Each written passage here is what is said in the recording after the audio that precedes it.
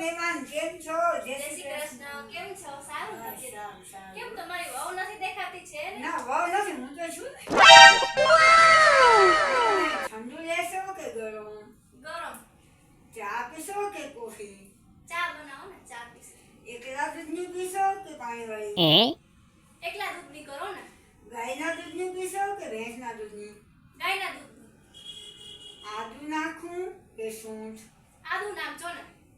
આટલું નાખું કે આટલું નાખું? એટલું નાખજો ને. 哎呦我的妈！ છીણીને નાખું હા, આદુ છીણીને જ કે નાખજો. કૂટીને નાખું? છીણીને નાખજો. પછી એમાં ચાની ભૂકી નાખજો ને ખાંડે નાખજો. બધું 哎呦我的妈！